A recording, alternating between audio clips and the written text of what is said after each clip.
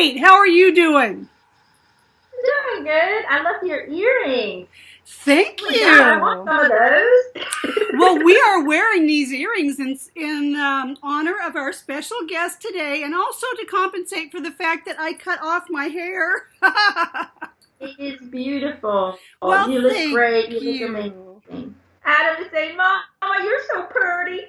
Aw, Adam, you're so sweet. Hi, folks. Welcome to another episode of Chillin with Adam. Adam is my 27-year-old son who transitioned in January 2011 as a result of injuries sustained in a car accident. Adam began communicating with me while his body was still on life support, and we have been communicating ever since. Hi, Adam and Emma. So great to see you guys this morning. He's saying, I love you so much, Mama. I love you so much, Adam. I am so excited about our He's just putting up a cute face. He's doing what? He's just going like this.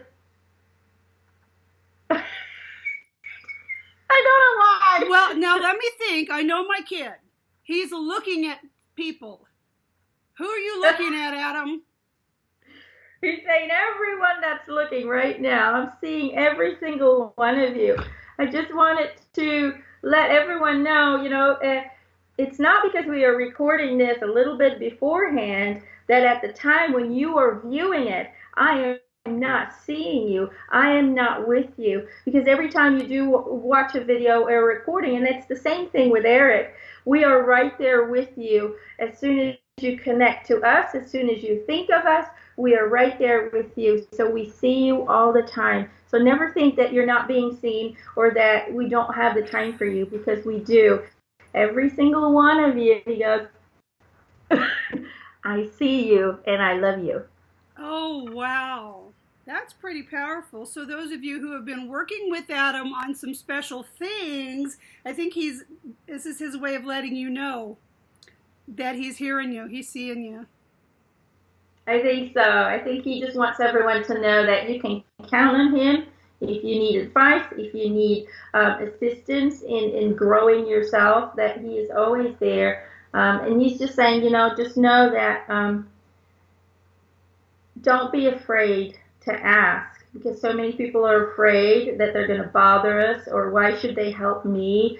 We will help every single one of you when you request it. So just don't be afraid to ask for help. I love that. Thank you, sweetheart. Thank you for being such a wonderful, solid, stand-up spirit guide. Anytime, you're welcome, Mama. So who do you have with you today? So I don't know if it's because Whitney Houston is standing right next to him that he's in such a goofy mode, or what the deal is. Oh, wow. But Adam is saying that she really is a big goofball herself, and they get along really well. Oh, she loves humor, and she loves just acting all silly and imitating movies and all that stuff. She loves doing the things that I love doing, so it's really great, he says, to be around her. We have a pretty similar energy, believe it or not. Wow!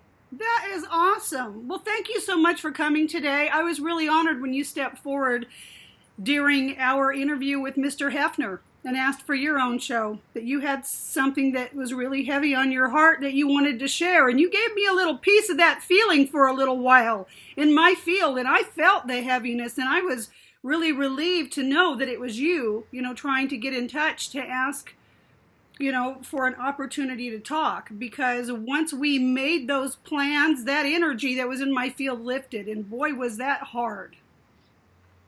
She said yes, and my request was not so much for me, but it was more for my family, and it was more for all the people who loved me and who supported me through, everything that I went through. So I really wanted to just bring some clarity, but to also hopefully bring some guidance in what to do with people who are in an emotional distress and who don't know how to get out of it themselves. So thank you so much, she says, for allowing me to use your Adam in some way or form to bring forth my message. And I just want all my fans to know, she says, that Chrissy is with me, and I think she's referring to her daughter who's standing right next to her, that she calls her Chrissy. That she is with her, and that they are watching over the rest of the family. So she just wants everyone to know how much she really loves them and how much she appreciates all the things that they have done in order for her. You know, they really tried to help me. She says they really tried very hard, and I had a very supporting family. But I just want everyone to know that I'm taking full responsibility for what happened to me, and I'm taking full responsibility for the outcome that it did have on my daughter as well. So that is something that I wanted to discuss because, you know, everyone talks about, you know, when they're talking about me, how my drug addictions and my relationships with Bobbi ruined my life, you know, and the life of my daughter. But, you know, the only person who did that was me. So, you know, so many people, they blame Bobbi and for the drug abuse, and, you know, the partying and not being stable, you know, and the effects that it had on my voice. You know, it feels to me like, you know, everyone's blaming someone. There's always a blame, especially in the human condition. If something happens to a person that we love or adore, we seem to look for someone, you know, to blame at. But really, again, this was my doing. These were my choices that I made. And I just wanted to explain a little bit more about my relationship, about the drugs and all of that. Now, what a lot of people don't understand, or maybe don't even know, is that the drug use or the drug abuse, we can say, really already started before I even met Bobbi. Drugs to me were introduced by my brother when I was really a young girl. Now, this was a time where, you know, drugs was, you know, were popular, and, you know, the bad side effects weren't fully known yet. You know, we didn't have a high body count of overdose and things like that. So when I started, I was pretty young, about 18, when I started using drugs. So I just wanted to clear that up, she says, because a lot of people blame this on Bobbi, but Bobbi was not on drugs. Bobbi was an alcoholic. Okay, just to clear that up, he did not bring the drugs to me. It was already part of my life. And I think what many people don't always understand is that some romantic relationships don't always change the people in that relationship. But some relationships really personify our internal struggles better than other aspects of our lives. See, she's saying from a very young age, I struggled with a very low self-esteem. And I used to use humor to hide behind it, just a little bit like Adam does. Very much like Adam. Yeah, she's saying we're very similar, you'll see. You know, so I always used humor to hide behind it, and it was just my mask, you know. But the real deal was I didn't like the way I looked. I hated my hair. I was always comparing myself to others. And I was terrified of not being perfect. I was afraid, especially when the fame kicked in. I was afraid that I didn't match the perfect image that people and fans wanted me to be, and that the tabloids said that I really was. Because I didn't feel that way. I didn't feel beautiful. I didn't feel talented. I had extreme low self-esteem. And you know, I was supposed to be the good daughter and the sexy and confident superstar and the example of a good-hearted, God-loving person. But the underlying issue here was my inability to reconcile my self-image with the one that people painted for me. So, and I think, you know, many people, and especially more women than men, I think, feel unworthy in some way. So many of us, we start settling We start settling for what we think we deserve, and that can include a relationship. That really can include a relationship. And so I saw myself as imperfect. I was broken. I was an addict. And my husband, who was struggling with very similar issues, normalized in some way my fears and made me free to behave on the outside the way that I really felt on the inside, And the more my marriage and my husband and me were being criticized, the more I gave up trying to be perfect. Mm-hmm. And the more I let the depressed, anxious person outside, that really reflected how I felt on the inside. And you can see that very clearly when Bobbi's idea, and let's just call it a really stupid idea, she says, where he decided to make a reality show of our lives.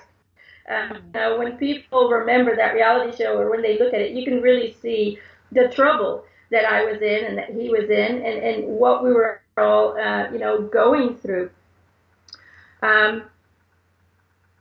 She's saying, in so many ways, me and Bobbi were so much alike. There was so many fears and anxieties and low self-esteem, and for him, that really projected itself in having extreme jealousy of my fame, of my fans, of the money that we made.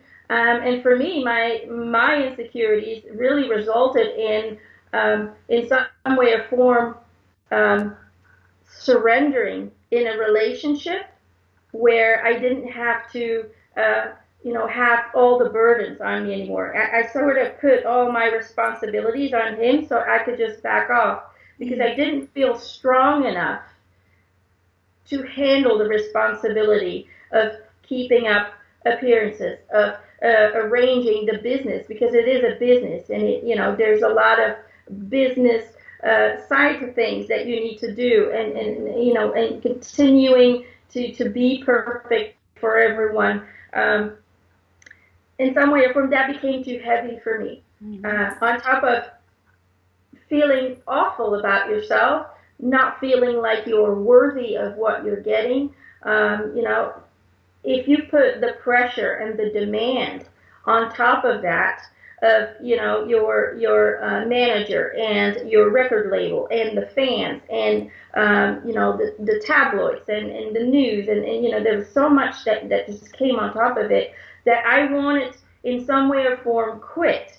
I wanted to relieve myself with that, and I felt, when I met Bobbi, he seemed so confident and strong and independent, and he knew exactly what he was doing. And of course, I didn't know that underneath, that was all a mask of the insecurities, the exact same insecurities that I was going through. So when I met him, and I really did fall in love with him, I always loved him. It was in some way or form me kind of handing over a little bit of the load and handing it over to him and say, hey, I need you to help me relieve this pressure on me. Which, of course, in any relationship, it will damage any relationship when we start putting our faith, our future in the hands of somebody else. In some way or form, it was me saying, please fix me, please help me, please make this better and easier for me. And at the same way, he was doing the same thing on me. So it was a mutual exchange of please fix me and please help me and please make me better, make me happy. And unfortunately, in any relationship, that it's never going to work out, because the only person who can make you happy is you. And so she says, for years, I stayed into a relationship that really personified the negativity that I felt inside. I had a child, and I acted out on TV in support of my husband because I couldn't see myself in any different situation. And all the fame and the money in the world really couldn't fix the emotional health issue and the struggles that I had with my self-image and with myself, but also that he had with his self-image and his self-doubt. So And another issue that I had was because a lot of people would say, you guys need to split up. You're not good for one another because instead of healing each other, you're making each other worse. But you have to see it from my perspective. I was a God-fearing woman. God was my everything. And I believe that once you stepped into marriage, that was forever, through the good and the bad. I really believed in the vows, and I believed that God wanted us to be together for a reason, that there was a purpose. Otherwise, we would have never met. Otherwise, we would have never fallen in love. So I was very convinced of that I needed to stay with him, whether it was good for me or not good for me, whether it was not good for him or good for him, didn't matter. God bonded us in this way for a reason, and I believe that we could both heal each other in some way or form. Unfortunately, it didn't work out that way because we were just both too deep down the rabbit hole. We'll call it that. Too deep down the rabbit hole, she says, in order for us to do this on our own, to do this without help, but also to do it together. Because every time I went up, he went down, because then he felt that I was getting better and he wasn't, and so he would do everything he could possibly do to bring me down again with him, so he could then overcome me again. So there was a constant battle and struggle over who's the leader in the relationship and who's the one following. So unfortunately, that doesn't help. So although I did go through rehabs and I did try different things, and my family tried to help me in so many ways, as long as he was there, whenever I got better, he pulled me back down, and whenever he got better, I pulled him down. So, would it be an issue there? I'm thinking that this is probably not your and Bobbi's first time together. It sounds to me like you two had a soul contract. Do you want to talk about that at all? We do, and we have had several lives together, including one in your future, if you want to look at it from your perspective, from your timeline. Now, it was all about understanding that the healing process always happens on the inside, and it was also about undergoing and experiencing these low levels of being. It was about being at the lowest of the low and seeing how that feels like, what happens to you, what happens to your environment, because people were starting to give up. People were, you push people away when they feel like, we've done everything we can, now we don't know what to do for you anymore. But it was all about experiencing that you're in control of your own destiny, that your decision making, your thought process, your actions that you undertake always will have a reaction. There will always be something coming from that, and then finding a way to take responsibility for those reactions. It was a very complicated life for me, although I had the fame and I had the celebrity status, and I had a great gift from God, and I still believe that was my gift of God, was my voice. I touched people in so many ways, and I still do on a day-to-day basis.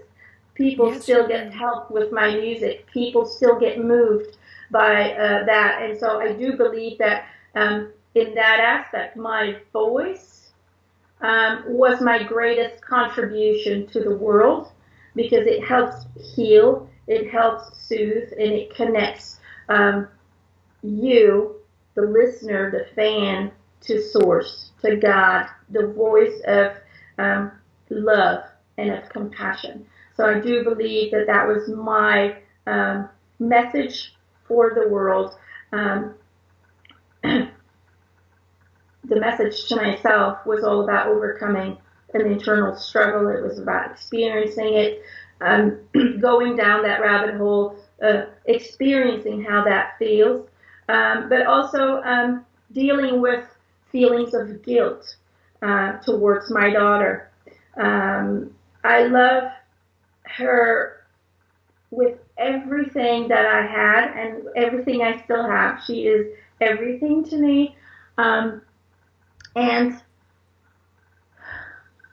in some way or form, when it came to Chrissy, I was very selfish.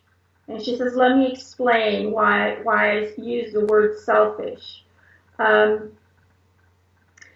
Because I held on to her for dear life. I wanted to stop using. I wanted to get better. I wanted to heal so much for her that I put a lot of pressure upon my own girl, upon her. She was going to be my medicine, right? But putting that pressure on such a young child and surrounding her with an environment of abuse, not that we did it in front of her, but she knew about it. She knew what was going on. She knew, that the kind of warm, loving, doing everything together family just wasn't put aside for her. And also, and I'm going to be honest with this, she says, and I might have not said this in any other interview, but there was mental abuse of Bobbi towards me, of Bobbi towards Kristina. There was verbal abuse. There were fights. And those are things that,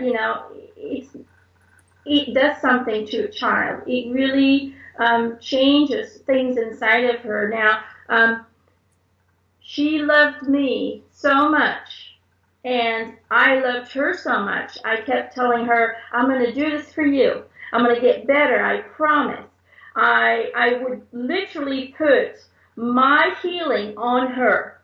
I would put that burden on her, and I would say, if I don't have you, I can't get better. And I would say things like that over and over and over again. And so she literally became my mental coach, my assistant. And so she knew on the inside that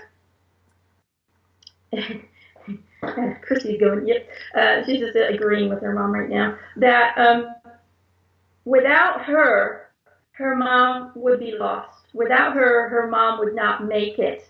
And so Chrissy started taking that responsibility and started sleeping with me in the bed, cleaning me up, things like that. Whenever I was completely down, she would help me. She would clean me up. She would, bring me back to my senses. Things like that. That is an enormous responsibility to put upon a child. And for me, I hope you can understand why I'm saying selfish. That was a very selfish act of me to expect that she is the strong one in the relationship, mother-daughter, and that she is the one who's going to help me through this. So in that aspect, that is why I'm using the word selfish. Now, her death, and she says, I'm going to let Chrissy do the talking when it comes to her unexpected death. She's really sweet. She's just going, hello. Hi, sweetheart. I want to tell my daddy that I love him very much. Aw, she's saying she wanted to tell her daddy that she loves him. Yeah, she's saying, I love my daddy very much, and I love everyone, and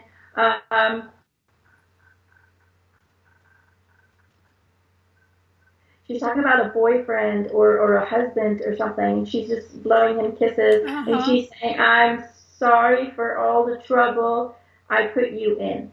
is what she's saying. There was somebody very, very special, a young man in her life that lived with her and Whitney for a while. They were very close. It was platonic before it was anything else, and he lived with the two of them. I do know that.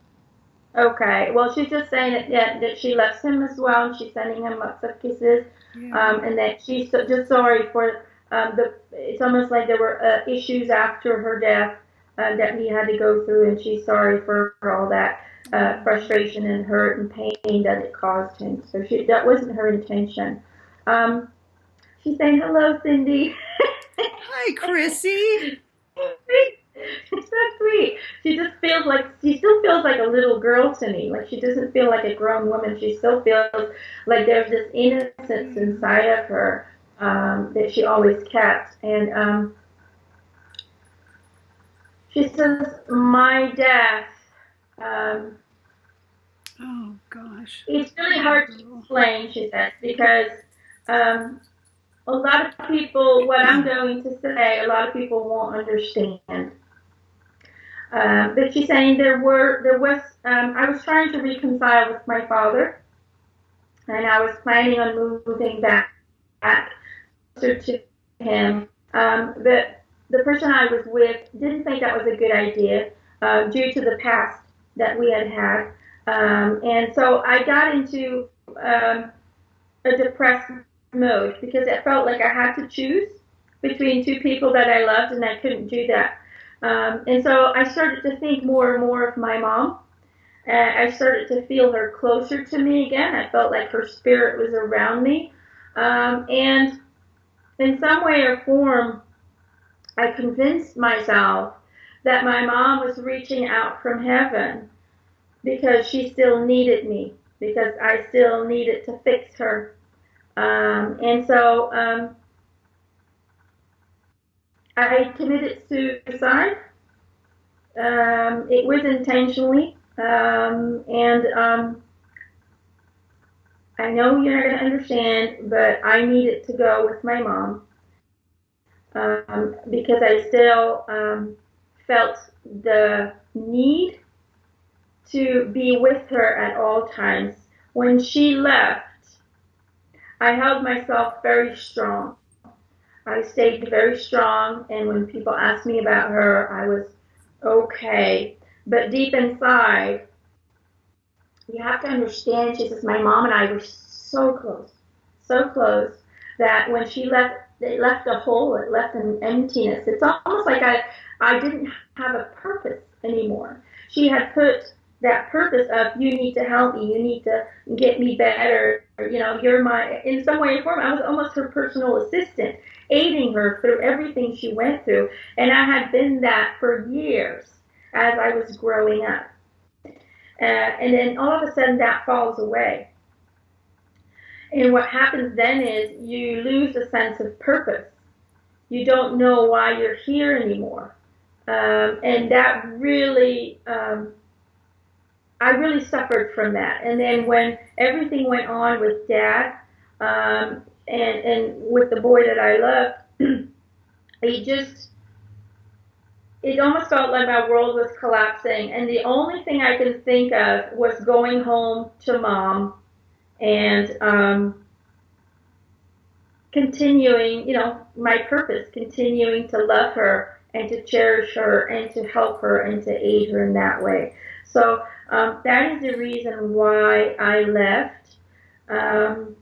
And I just wanted to state that to my family, that I'm sorry for all the hurt that I've caused for them, because I know how much they love me. But just I want everyone to know that I am with you all, and I am supporting and guiding all of you as well. So that's what she wanted to say regarding her her death. Now she's talking about, this is still Chrissy, her purpose or her contract in life. She says, for me, it was about experiencing self-sacrifice. And it was about experiencing unconditional love, no matter what happened to me, no matter what situation or environment I was raised in. I never stopped loving my parents. I always did. We had arguments sometimes. We had um, um, disagreements, but the unconditional love I felt for them always stayed. And so that for me was my purpose.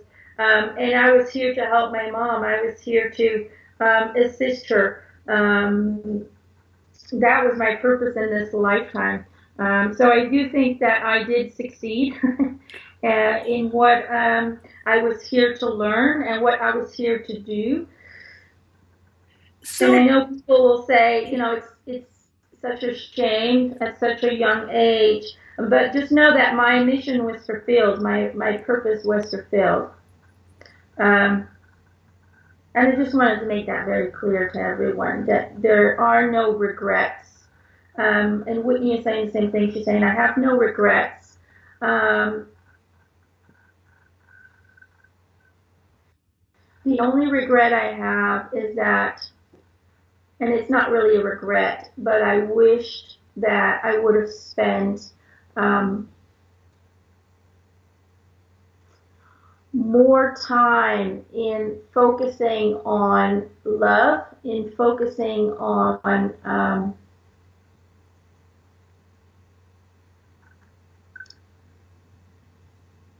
the great family that I had around me. Don't get me wrong, she says, we spent a lot of time together, but it was always business, and it was always focused on my flaws, and it was focused on my insecurities and all of that, but it wasn't focused on, let's just be family, and let's just have fun, and let's just, try and have a normal family life. In some way or form, Whitney says there was always a little bit of competition between me and my mom. There was also a little bit of jealousy from my mom. Between Whitney and her mother? And her mom. Okay. And her mom. Okay. Yeah. But she loved me and I loved her. Yeah. But there was always there's always an energy present. And I always felt like no matter how hard I tried, it was never good enough for her. It was a little bit of a downfall for me, but I don't blame her for anything, and I love her, and I adore her, and I love my dad, who's with us, and I want everyone to know that no matter what happens in your life, as long as we keep the love in our hearts for the people who care for us, for the people who do love us, we're not perfect. No one is. And we'll always have arguments and feelings of competition in some way or form. It's just a human trait. But as long as we focus on the love and not on the things that we don't like, you're always going to attract more love into you, and you're going to attract healing into the people around you as well. They will heal and see that, as long as we have each other, we're good. And Whitney is saying, my message to everyone is the following. Stop trying to just help people with their addiction, but understand that addiction, mental illness, emotional instability, low self-esteem, and so many other reasons, they're all linked. They're always linked. Addiction doesn't come on its own. There's always a backbone for it. There's something that was built up in order to get a person to use and abuse drugs or alcohol or any other addiction. Some people will use sex, and some of that we had as well. Let's just say that me and Bobbi were very much addicted to sex. But it's just a way of coping, it's just a way of coping. And if we look at addiction, they all make family and friends and the public and society, they all judge your public behavior as crazy, right? And it's inexplicable. And because they don't really know what's going on the inside of your head. They just don't know. And it doesn't matter whether you're a celebrity or not. Those of us who struggle spiritually, mentally, or emotionally, we will all try to self-medicate. And some of us will do that with drugs, or some of us will just get alcohol, prescription drugs even, and that's getting pretty bad right now at this time. Others will do it with shopping, or working. People will say, oh, you're a workaholic. Well, maybe you're running from something. Maybe there's something you don't want to face, or like I said, sexual behavior. So take responsibility, she says, for your own choices and actions, and understand that no one can fix you if you don't want to be fixed. She says only you can heal yourself. Not that you shouldn't ask for help, because, you should ask for help. But if you can't make the decision or the dedication within yourself to make those changes, then no one will be able to help you. No help will have any effect on you. And to the people who are trying to help an addict, I want to give the following advice, she says. Stop trying to fix the addiction, but help restore the underlying issue. And all of it comes to self-love and self-worth. If we look at every problem we all go through, it is all based on self-love and self-worth. All problems start from that. So, absolutely. Your song, The Greatest Love of All, says it all. It says everything. Learning to love yourself is the greatest love of all. She's saying it is a great, great song. And to all parents out there, love your children. Love them to bits. Love them to death. But don't put so much pressure on them. Allow them to be themselves. Do not put any kind of demand or request, I think is what she's saying. Is that what you're saying?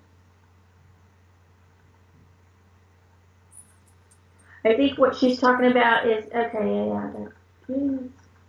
No, that. She's going, get it. I got it. I got it, thank you. She's saying, I think this is what she's trying to explain, that a lot of parents, when they feel that they haven't accomplished certain things in life, they sometimes put that demand on their children. I wanted to be a dancer, but I couldn't, so they try to push their kids into dancing. And you need to do this, and you're going to be this and that. Do not ever force your desires, your dreams onto your children, because they have their own dreams, they have their own contract, they have their own life that they chose to experience. And all you guys, or all parents should do, is just support them in their own choices. Support them, love them unconditionally, and always be there when they need you for advice or for guidance. But allow them to make those decisions and those choices for their future by themselves. Give them the respect of trusting their judgment. If it doesn't work out, then that's okay. That means that they needed to learn something from that. That doesn't mean they failed. Okay? Never call your children a failure, because it does so much harm to a child. Children look up to you. Children see you as a role model. They see you as an example. So by telling your child he's too stupid, he's not smart enough, you can't do that, because that's how my husband was raised. Okay, I know exactly what she's talking about. My husband was raised that way, and I can still see the effects of that now. It does so much damage to their self-esteem, and as soon as the self-love disappears, people lose themselves. People disappear, they change, and they become unrecognizable. And so my challenge or my loving advice to all the parents out there is love your child, respect their choices, and support them in what their dreams and wishes are. Even if you don't believe in it, if they do, they will make it. They will succeed. Um, so she's saying, I loved singing.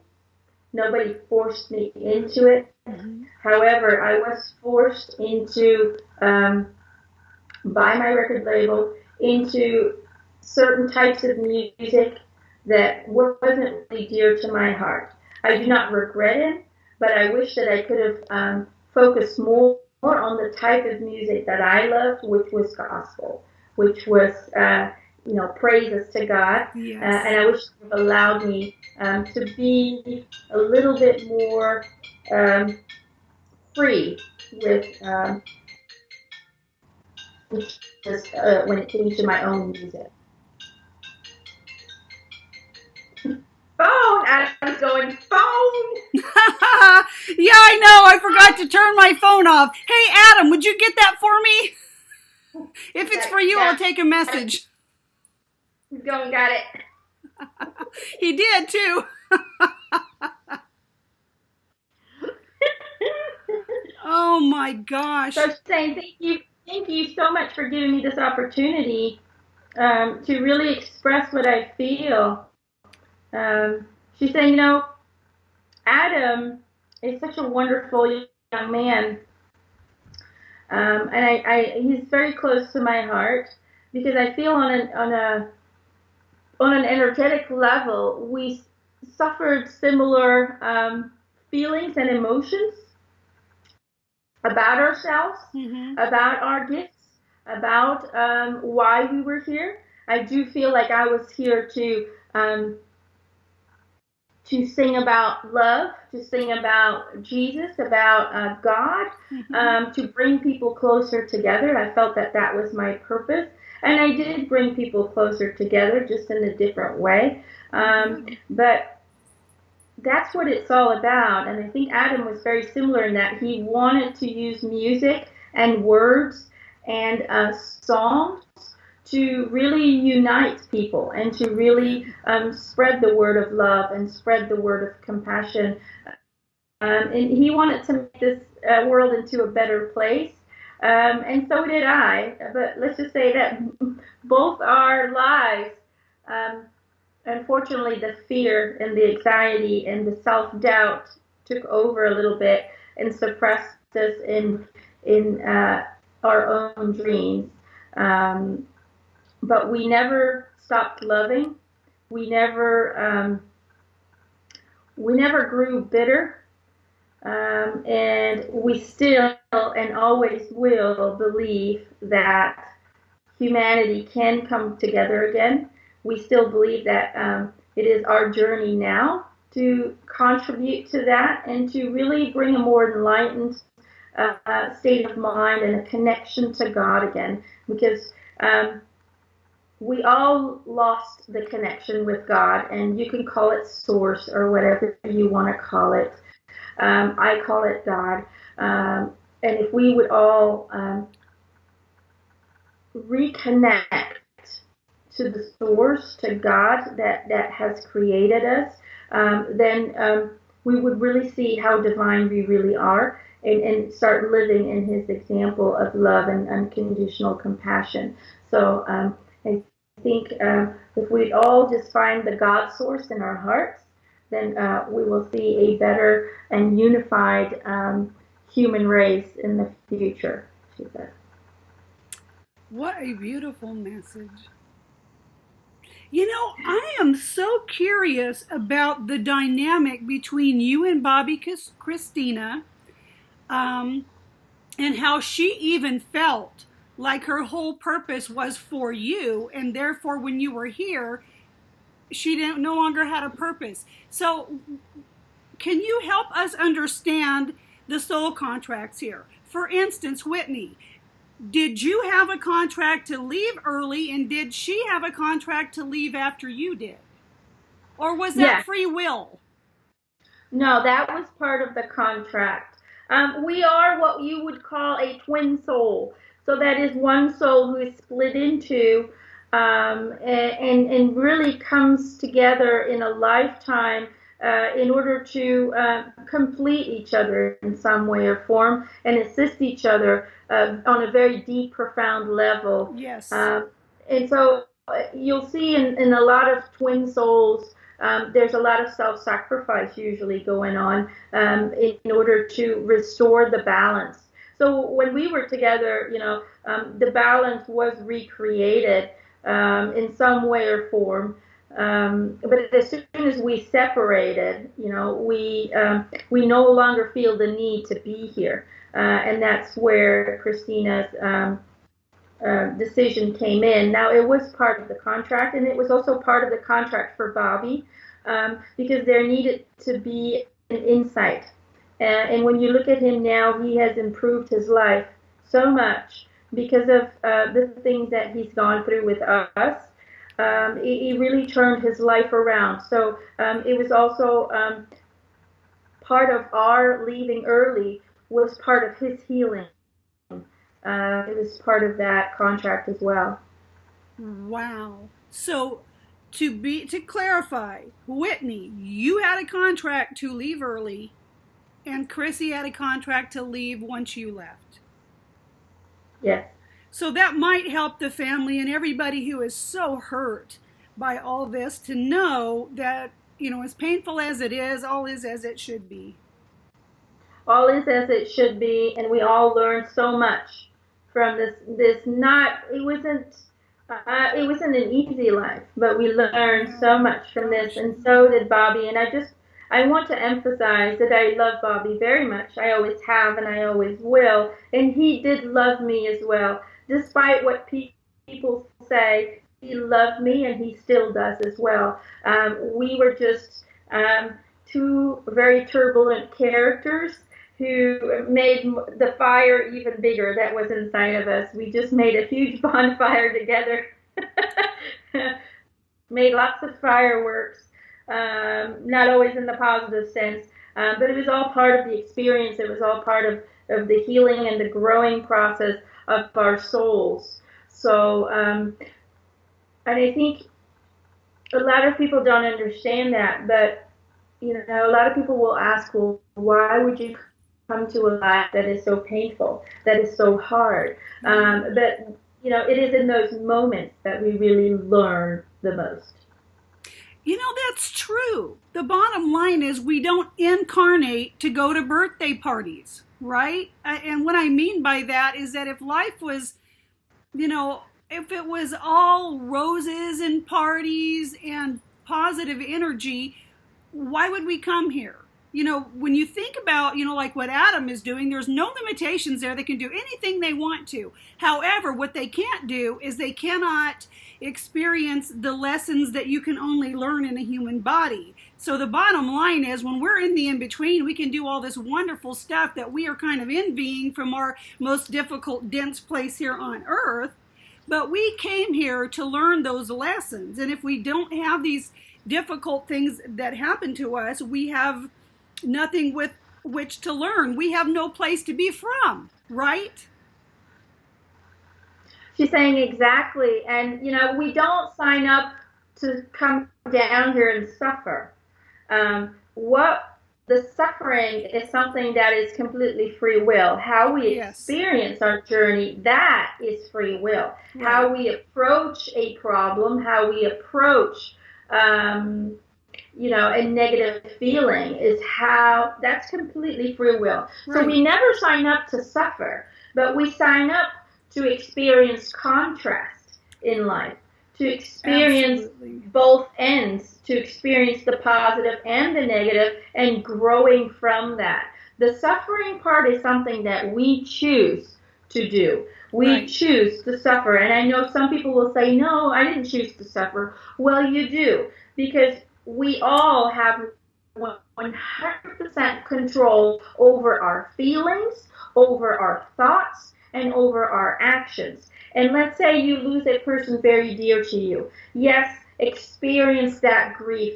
Feel it, undergo it, because that's why you're here. You're here to experience what it feels like to But it is your choice to, after several months or years, to still stay in that grieving, to still choose to reside in that negative frequency instead of saying, okay, you guys moved on, I'm going to probably see you again, or we're going to have a conversation now, depending on your belief system. But you can always overcome that grief, for instance, and say, I miss him dearly, but I need to move on with my life. I need to experience other things. So you always have a choice in how you deal or react to a situation.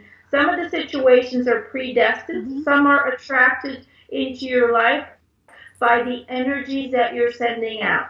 But the overall of everyone's life will always going to be directed into a direction that will help you to fulfill your purpose, or that will help you to fulfill the lessons that you wished to experience. So I just wanted to make that clear, that there's a difference between the suffering that we experience as a human being and the lessons that we go through. The suffering is always created by the free will. Nobody gets sent down here to suffer. We get sent down here to experience things and to grow from that. That is the only purpose. And so when you step into a life, you know exactly what's coming up for you. You don't step into life blindly. You know what's going to happen, or the big things that are going to happen into your journey. Now, how you fill in that journey, how you connect all the dots in that life, now that is completely up to you. That makes perfect sense, because, when Adam left, I had to make a choice about how I was going to experience his leaving. And it really busted me wide open. I felt to the core of my being that there was a soul contract here. There was something I was supposed to do, and this was the beginning of it. And, I had been here for a good long time at the time Adam left, right? He left at age 27, so, I was 50-ish. She's going, hold on, Mom, let me get my calculator And I'm out. not going to tell you how many days, years, and minutes and seconds I've been on this earth, because who cares? But the bottom line is this, folks. In that moment, when something like that happens, it is so big. It is going to divide your life into two parts, right? The before and the after. And I just felt it kick in. I knew that he was supposed to leave, and I knew there was something important I was supposed to do with it. And that's all I knew. Then, from there on, I had to figure it out. And here's our history. Some amazing way, I end up finding out that I was pregnant with Adam when I was 19 days pregnant. That boy was conceived on the 4th of July, 1982. No shadow of a doubt here. That firecracker energy he has, he came by it naturally. So 19 days later, it is the day before my 25th birthday, I find out this baby's on board. And what do? I start communicating with him. I connected with the soul of that little being, and I'd lay there in bed when he's the size of a pea talking to him. Okay? And so when he was born, we had this very close intuitive connection. Even though there were years where we didn't live together, we still, once you have a soul level connection with somebody, you don't have to be in the same place at the same time. Like you said, with you and Gerald, he'll be thinking pizza and you'll stop and pick it up. That is how it is. Okay. I have that connection. He'll look at me and he'll go, what am I thinking? What do I want to eat? And I always have it right, always. See? That's exactly right. So, folks, when you have a soul level connection with somebody, you are connected with them, and it has nothing to do with eyes and ears and mouths or the fact that you're both still in two bodies walking around somewhere. Because I'm telling you, I connected with Adam when he was not here yet. Therefore, and I stayed connected with him his whole life. So then when he's in the car accident, he starts showing me while his body is on life support, I'm still here. So 4 days later, when the organs are harvested, which was his actual cause of death, because he was literally still alive until they took the organs, right? But he wasn't going to wake up and live again, right? So when you think about the fact that the connection was established before he was born, why would I stop it just because he left? Especially when he spends the whole time showing me that he is still here. So what I'm saying is, regardless of what things come our way in this lifetime, if it's a big thing, if it's something as big as this, something that's going to change your life to before and after, you can bet on some level you were in on this decision. You were in on the decision before you got here. There were some agreements that you made about things you wanted to learn. Now, if you're not feeling like you're learning from it, if you're feeling like you're stuck, perhaps sit down and reassess it. Reassess what's going on here and maybe what agreement you might have made. And you know what? There are always more ways than one to look at a thing. Think about it. Take the thing. In my case, Adam's death is the thing. Let's put it in a circle. Okay, this thing is in the middle of a circle. There are 360 degrees in a circle, so let's say there's at least 360 degrees to see that. 360 different viewpoints, different ways to react to it. What I can do with this, I can implode. I can never be happy again. I've lost my child. I could have looked into what happened in his life that made him feel the way he did. And let me just say, I have done some of this. And based on what I have learned, I have also learned that it is not my path to go up and clean up after Adam left, to go back and look at all the factors that might have influenced his life lessons and maybe why he was okay with leaving. He did not commit suicide, but folks, he's going to admit that he was done. He was done with the duality in this world, didn't know what to do with it. Nobody understood him. He didn't understand why people do what they do. And to me, it grieves me that this sweet, sensitive boy, that his light was literally almost put out by the world and that he didn't get to share his love and lyrics like Whitney did. He left. But by God, look what's happening because of the way that Adam and I chose to process his death. He's here. He's here today with us, and he's spreading his message. So you know what? It ain't over till it's over. I guess it's never over. We're eternal beings. I'm sorry that I'm going on, but I'm just amazed at all this. I'm just saying, there's different ways to do things. And I am so blessed that I felt that soul contract kicked in and that I did not implode.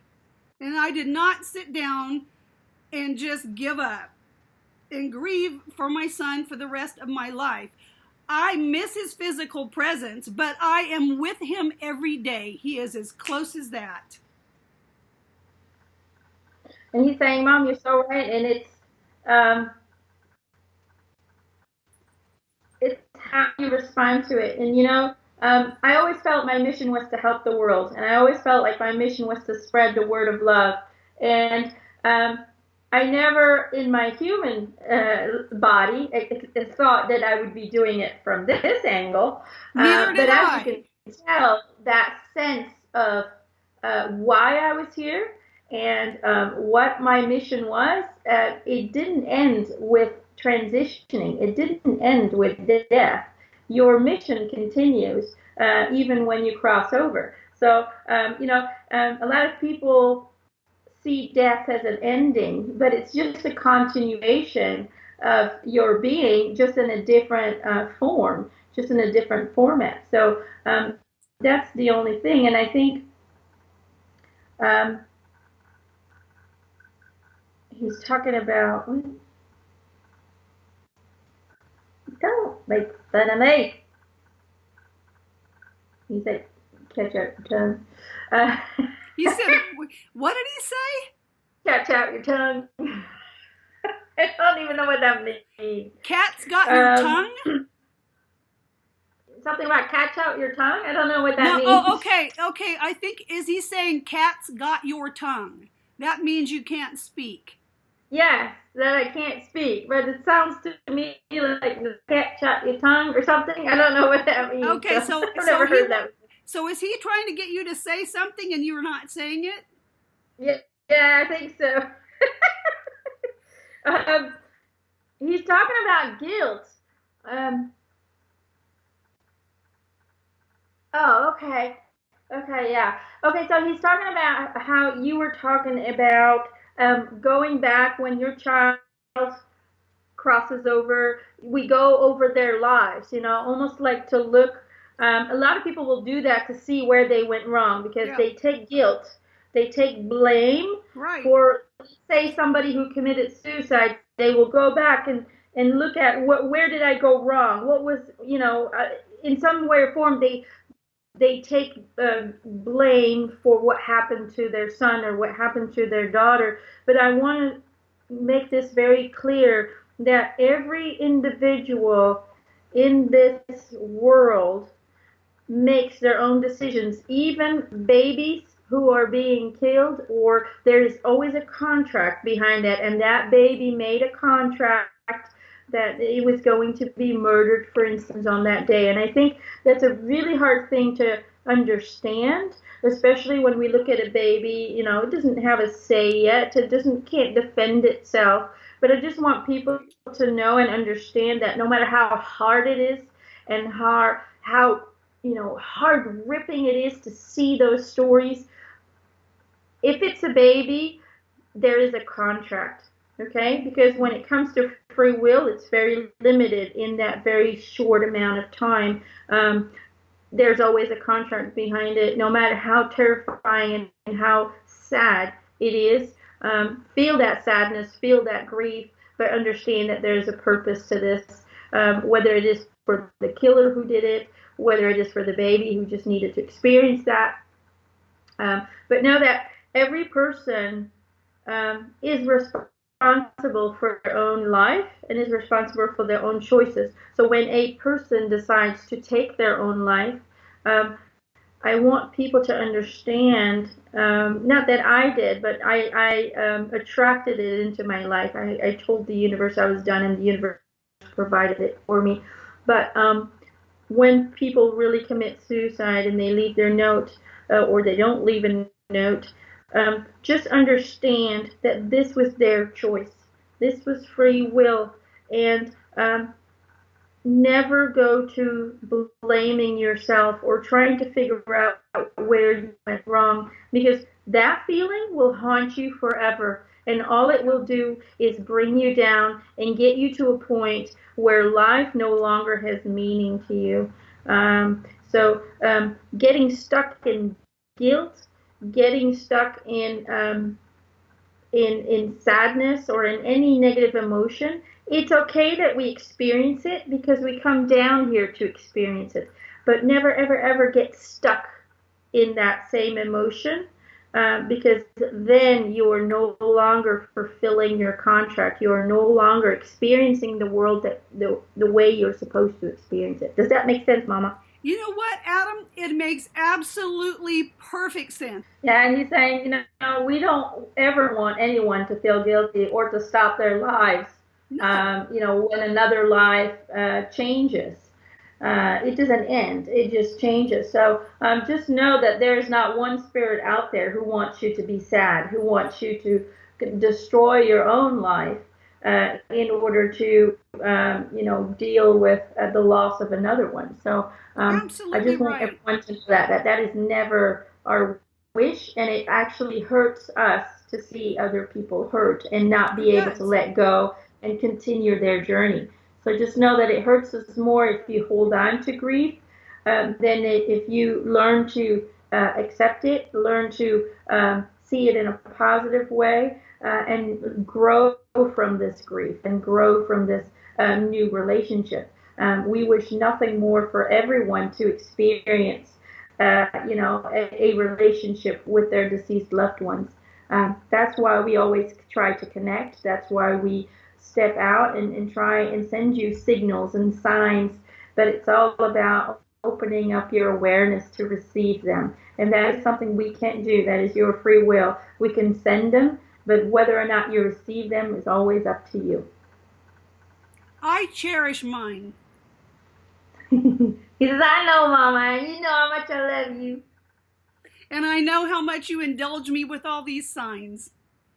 He's like, not just me. Whitney sends you signs, and usually some other people send you I signs as know. well. I love it. I love it. It's just beautiful.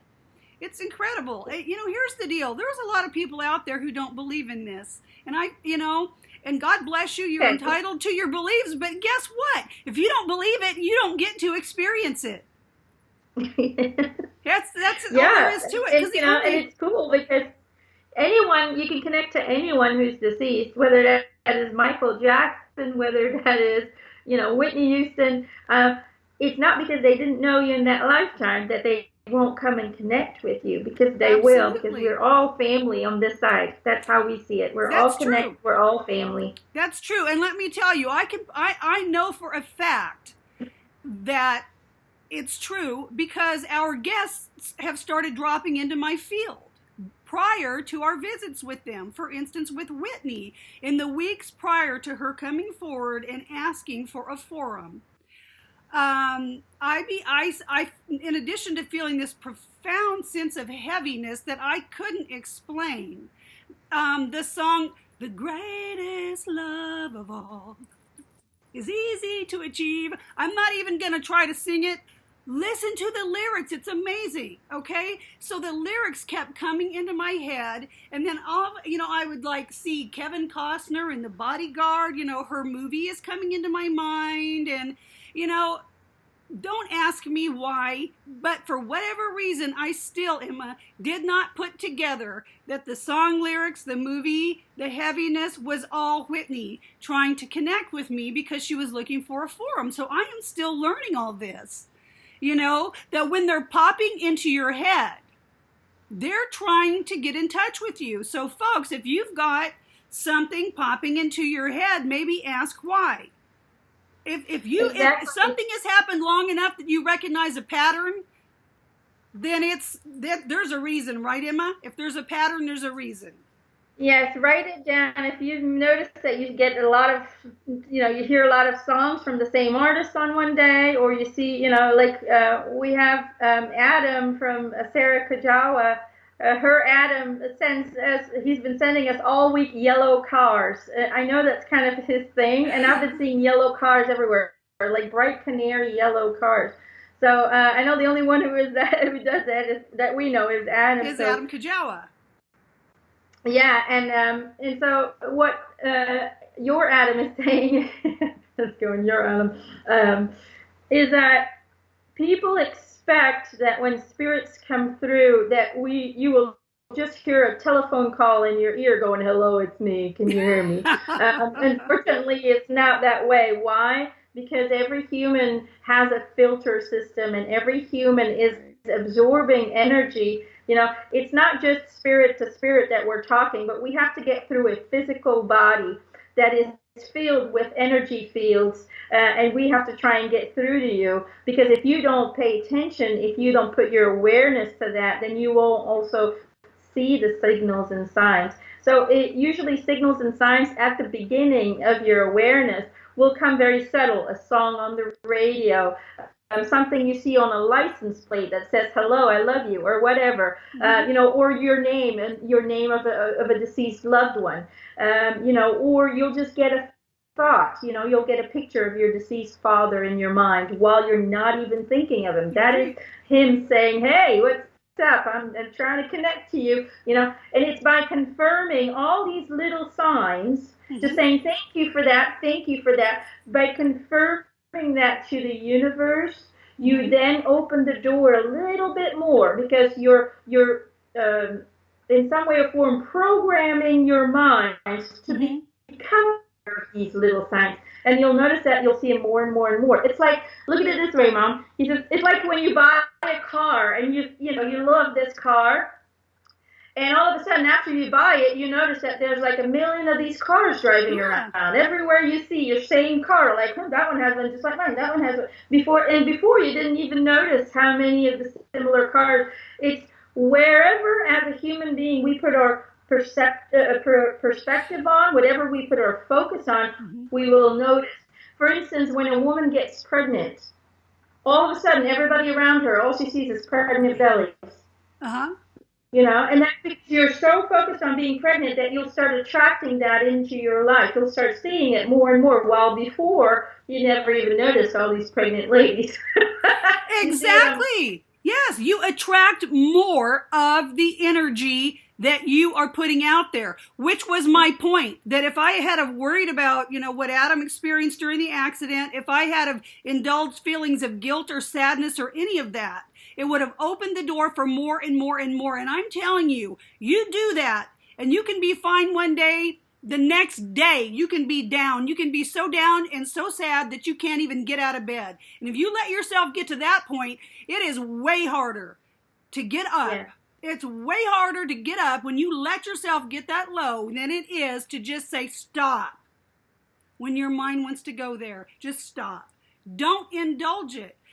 And by the same token, when you start trying to connect with them and you start looking for the signs, as soon as you start looking for them, you're going to see them. And then you're going to be surprised and filled with gratitude. And you hold that frequency and you're just bringing more of that good stuff. But you got to believe in it. And for those of you who don't, I'm sorry for you, but I do. And so I get it. If you want to experience it, open your heart, open your mind. Let the world surprise you. Because all you got to do is be open to it, and it's going to be coming. Be grateful for it, and you're going to get even more. You're saying exactly, Mom. Just be open to the possibility. Just doing that will crack open that door a little bit, and just allow the idea that anything is possible. That's absolutely right. I love it. Shock us with awesomeness, universe. I am so grateful to you lovely ladies, Whitney and Chrissy, for coming through today, for sharing your story. I mean, you two are so loved by so many, and I know how very much your family loved you two, and I'm hoping that some of this information will find its way from our hearts to your family's ears. For me, knowing that some of the pain was soul contract and that it couldn't be avoided, and that my only choice was what I'm going to learn from this, or what I'm going to take from this. That's the gift. That was Adam's gift. She's saying, thank you so much for giving me the opportunity to talk to my family and to tell them that I love them very much. And to all of my fans, and there's a lot, I have to say, there's no ego here, but there are a lot of people that I communicate with on a daily basis who talk to me now. I just want to say I love you all. And I always appreciated what you did for me. So thank you for all the support throughout the rough times that I had. And thank you for the continuation of love even after my death. So I just wanted to say thank you. You are welcome. Would Chrissy like to say anything? She's saying, I love you, Cindy. So thank you for giving me this opportunity. Love you too, sweetheart. She's just so sweet. She really feels, her energy just feels very, in some way or form, fragile, but very loving and very really angelic. Yeah. I like her energy. She makes me feel good. And I love her music, I have to admit. The Greatest Love of All, that is one of my favorite songs of all time. So when I feel down, then I'll just listen to that and I'll feel better again. Learning to love yourself is the greatest love of all. It is. And I think, listen to her music, and this is just for me, but listen to her music. There's so many messages in there to help you strengthen yourself and to help you strengthen your love for the world. They weren't just pop songs. There were some really enlightened spiritual messages in those songs. And I think that is why, still to this day, even the new generation adores her music, is because it really speaks to the heart. It absolutely does. It's brilliant. You know, you were a gospel singer. I don't care what genre you sang, darling. You were a gospel singer. I think so too. I think, it's not how you sing it, but the message behind it. And I do think that, she did sing about source, about God, She about loving, absolutely about did. compassion, and about having fun in life. And, she really sang about what life is all about or what it should be. So I think we can learn a lot from her songs. We can. We love you forever, Houston. Houston. You see? We She's just love you laughing. forever, Whitney. She's saying, I love you all. Thank you so much. Sending love to everyone. Bye.